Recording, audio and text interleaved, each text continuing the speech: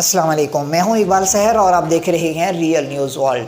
اس وقت ہم آپ کو انتہائی افسوسناک خبر دیتے چلیں کہ مظفر آباد کے قریب سیلفی لیتے ہوئے 2 نوجوان دریائے نیلم میں ڈوب گئے۔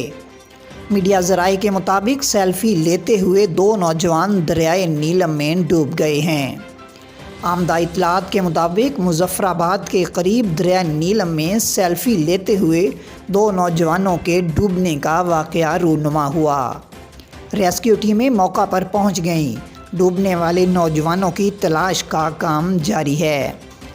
ریسکیو حکام کا کہنا ہے کہ حادثہ مظفر آباد کے قریب تانگا اسٹینڈ کے مقام پر گزشتہ رات پیش آیا، جہاں بحق ہونے والے نوجوانوں کی شناخت عمر اسلم اور ممتاز مرتضیٰ کے نام سے ہوئی ہے۔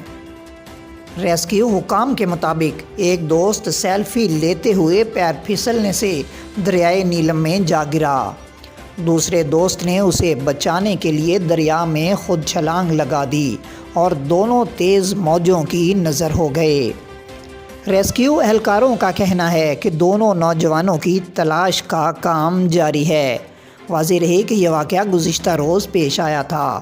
رات گئے تک نوجوانوں کی تلاش کا کام جاری تھا۔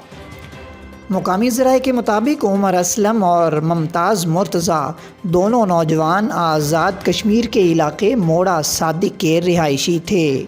دونوں دوست سیر و تفریح کی غرض سے وادی نیلم آئے تھے۔ واضح رہے کہ گرمیوں میں دریائے نیلم کا بہاؤ تیز ہوتا ہے اور اس میں گرنے یا ڈوبنے کے بعد بچنے کے امکانات بہت ہی کم ہوتے ہیں۔ دریائے نیلم میں تیرنا ایک انتہائی مشکل کام ہے۔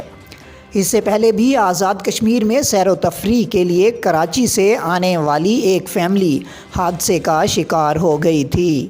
دریائے نیلم کا نظارہ کرتے ہوئے ایک بچہ پھسل کر دریائے نیلم میں جا گرا۔ بچے کو بچانے والا باپ بیٹے سمیت دریا میں بہہ گیا۔ اطلاع ملنے پر ریسکیو ٹیمیں موقع پر پہنچ گئی تھیں، تاہم کئی گھنٹوں کی جدوجہد کے باوجود بھی ان کا کوئی سراغ نہ مل سکا۔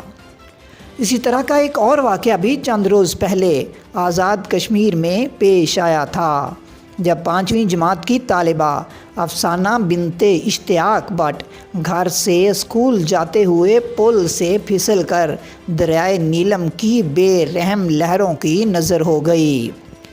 10 سالہ افسانہ کے ڈوبنے کی اطلاع ملتے ہی اہل علاقہ نے بچی کی تلاش کا کام شروع کر دیا تھا، مگر افسوس کہ اس بچی کا ابھی تک کوئی سراغ نہیں مل سکا۔ دریائے نیلم میں ڈوب کر جاں بحق ہونے کے واقعات گزشتہ کئی روز سے ہو رہے ہیں۔ حکومت وقت کو اس کی روک تھام کے لیے اس علاقے میں بہتر اقدامات اٹھانے ہوں گے۔ دریائے نیلم میں ڈوبنے کے پے در پے واقعات رونما ہونے پر مقامی لوگوں کا کہنا ہے کہ ایسے واقعات کی روک تھام کے لیے حکومت کی طرف سے اقدامات نہ اٹھانا انتہائی افسوسناک اور حکومت کی نااہلی کا منہ بولتا ثبوت ہے۔ مزید اپڈیٹ کے لیے ہمارے ساتھ وابستہ رہیں۔ اگر آپ نے ہمارے چینل کو سبسکرائب نہیں کیا تو کر دیجئے تاکہ ہماری نئی ویڈیوز آپ تک بر وقت پہنچ سکیں۔ مجھے دیجئے اجازت۔ میں ہوں اقبال سحر اور آپ دیکھ رہے تھے ریئل نیوز ورلڈ۔ اسلام زندہ باد، پاکستان پائندہ باد۔